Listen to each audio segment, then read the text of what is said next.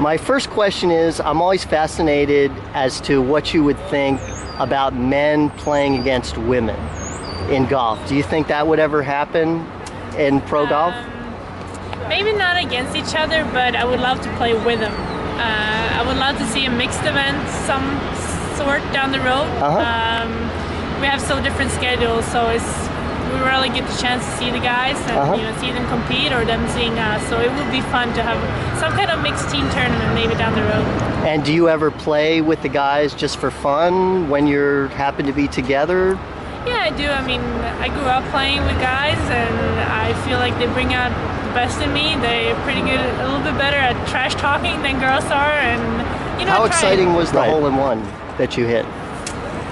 My hole-in-one at the Solon Cup was probably one of the most memorable moments of my career. To be standing there in the 17th tee box and the one up in the match, and for playing with Caroline Hedwall that I grew up playing with, and having an important point on the line for the team, it was pretty amazing. And to see it go in and hit the right shot at the right time. Right.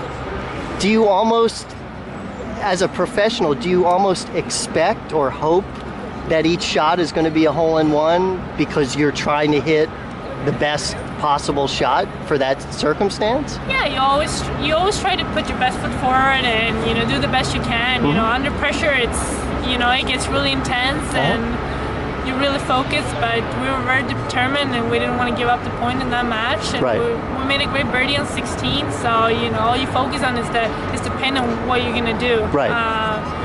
But then it requires a lot, obviously, to make it go in. But I hit a great shot and was happy to see it go in that time. Right, a little luck and all those other elements together. Yeah, there's so many good shots you hit that sometimes doesn't even end up on the green, or you get an unlucky bounce. So there's definitely some luck involved to be able to hold it out. Do you think the technology in clubs today makes it easier to hit?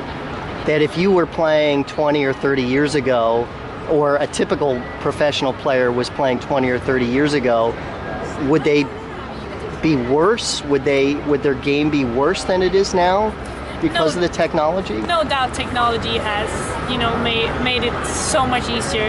I'm very, if you look back 20 or 30 years ago, it requires so much out of these guys to be able to hit those clubs, to control the ball, and even the golf ball. I mean, the golf ball has itself taken a tremendous improvement over the years. And I recently saw, I think it was maybe Gary Woodlands, one of the longer hitters on the PGA Tour. He was hitting his driving now, and then he was using a very old driver. Right. And, distance was maybe 40, 50 yards at least. Wow. So it speaks for itself, and I think the hybrid changed the game for women, because a lot of women couldn't hit the longer irons. Right. So it's definitely, I think a lot of players benefited for it, and it's become easier. The ball it's harder to curve the ball nowadays. Right. Before, you have to be a good ball striker. You have to be able to hit a draw, hit a fade, and be able to control it, because it would be the bigger miss pattern. Right. So I think less room for error, almost. Yeah. I think we might have it a little bit easier, but it still requires a lot of hard work. But technology has definitely changed. Do you have a favorite course that you have played a tournament on? One of my favorite courses to play a tournament on is actually Mission Hills, where we play Kraft Nabisco every year. I love the atmosphere in Palm Springs, and it reminds me a lot about Phoenix, where I went to school. So it's become one of my favorites. It's usually set up a little harder, quicker greens, because it's a major for us. And is there a fantasy course that you've always wanted to play that you haven't yet to play? I've never been a person where I want to play this course, I want to play that course. But there's two courses that I would love to play in my life, and that's obviously Augusta National and Cypress Point. The pro version of the TaylorMade Performance Labs, I would assume, when you got fitted for the clubs. Yes. I went through that as well a couple weeks ago in Indian Wells. And what do you think? Do you think that that's such an essential part for any player, whether they're an amateur or a professional, to really get that level of fitting? I I think definitely the experience I was going through when getting fitted for my irons with the TaylorMade Performance Lab, you know, not only did it help me finding the right clubs, but it almost taught me a lot about my swing. You know, you see the 3 divisions and what you're doing. You can compare yourself to the average tour player, you know, their sequence. So I think it helped me a lot just learning about myself and my swing, but also getting fitted for the right irons. And, you know, it helped me get fitted pretty much straight into what I needed and what I felt good with. And, you know, I could just get started hitting balls.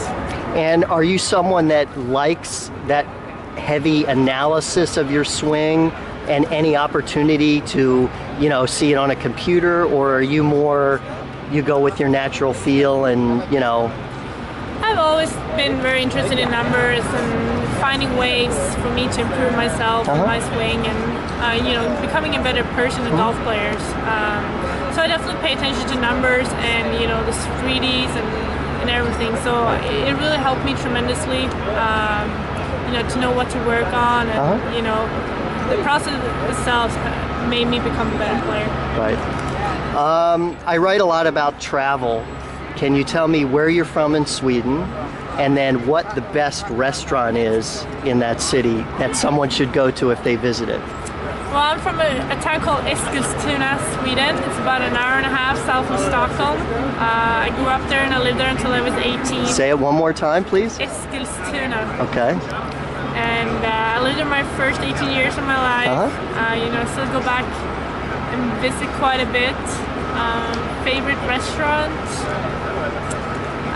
Or is there a favorite kind of food, a Swedish food that someone visiting Sweden should definitely, if you go there, you need to try the whatever it might be?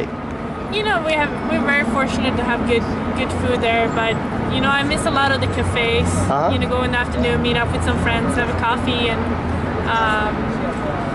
cookies or something sweet. So I miss the cafes there. Okay. Any rituals or superstitions that you do before you play, where you put on one shoe first, or are you into anything like that? I try to stay away from all the superstitions and those things, because I know they can get, you know, some players get pretty particular about them. Right.